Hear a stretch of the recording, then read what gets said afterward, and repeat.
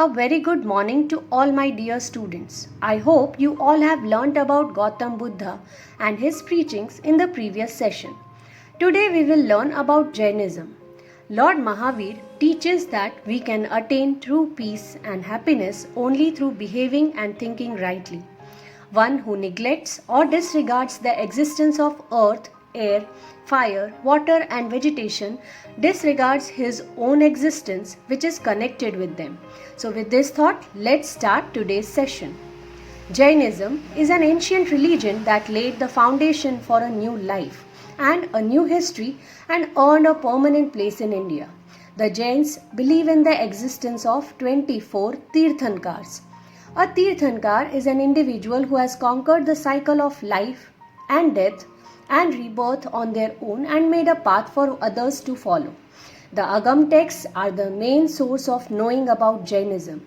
The first Tirthankar of Jainism was Rishabdev or Adinath. He was the son of King Nabhi of Ayodhya. Children, did you know Rishabdev is one of the most honored of the Jain Tirthankars, having been the first to preach the Jain faith in this age. He taught men the 72 accomplishments including writing and arithmetic, and women the 64 crafts including pottery, carpentry and weaving. The 23rd Tirthankar was Parshvanath. He was the son of King Ashwasen of Kashi. He left home at the age of 30 and became a hermit. He used to preach Jainism and was against the religious rituals and caste system. He preached truth, non-violence, asti and non-possessiveness. After him, Mahavir Swami became the 24th and the last Tirthankar. Let's learn about Mahavir Swami. He was born in Natrak Kshatriya dynasty of Kundgram Republic of Vaji Union. He was the son of King Siddhartha and Trishla Devi. He had an elder brother, Nandivardhan, and was known by the name Vardhaman. He was married to Princess Yashoda and had a daughter named Priyadarshini. Vardhaman had a lavish childhood and lived like a proper prince.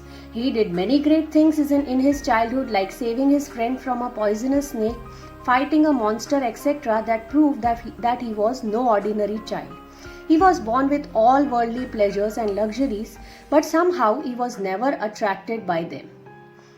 Mahavir abandoned all worldly possessions at the age of 30 and left home in search of spiritual awakening and became a hermit. He lived like a bhikshuk and practiced intense meditation for 12 years. On the bank of river Rijupalika, he attained highest knowledge or Keval Gyan. He was called Jin as he conquered his mind and senses. He finally gained enlightenment and spiritual knowledge and came to be known as Lord Mahavir. After gaining enlightenment, he preached what he had learned to all those who needed it. He spent the next 30 years traveling on bare feet around India, preaching to the people the eternal truth he realized. Numerous people were inspired by him and converted to Jainism. Mahavir said that the real path to free the soul from the bondage of karma was to follow the threefold path. Right faith doesn't mean believing what you are told, but seeing the things properly and avoiding preconceptions and superstitions that get in the way of seeing clearly. Right knowledge means having accurate and sufficient knowledge that helps a person free themselves from attachment and desire and helps achieve peace of mind. Right conduct means living your life according to ethical rules to avoid doing harm to living things and freeing yourself from attachment and other impure attitudes and thoughts. Let's understand the 5 preachings of Mahavir Swami. Non-violence, ahimsa, means not to cause harm to any living beings. Truthfulness or satya means to speak the harmless truth only. Non-stealing or astiya means not to take anything not properly given. Non-possession or non-attachment, also known as aparigraha, complete detachment from people, places and material things. And celibacy or brahmacharya means not to indulge in sensual pleasure. Mahavir rejected the concept of God as a creator, a protector and a destroyer of the universe. He also criticized the worshipping of gods and goddesses as a means of material gains and personal benefits. He was against the religious sacrifices done by people and always preached that women should also be given equal rights. He also preached in the local languages of that time, Prakrit and Ardha Magadhi. So he was able to bring changes in people's lives by preaching in easy and simple language. The ultimate objective of his teaching is how can one attain the total freedom from the cycle of birth, life, pain, misery and death and achieve the permanent blissful state of one's self. This is also known as liberation, nirvana, absolute freedom or moksha.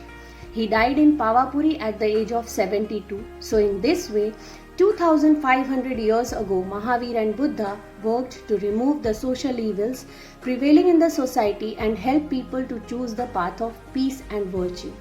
Dear children, if you are not willing to learn, no one can help you, and if you are determined to learn, no one can stop you. So with this thought, we come to the end of this chapter and today's session. Thoroughly go through both the videos and understand the preachings of the reformers. Stay home. Take care. Thank you.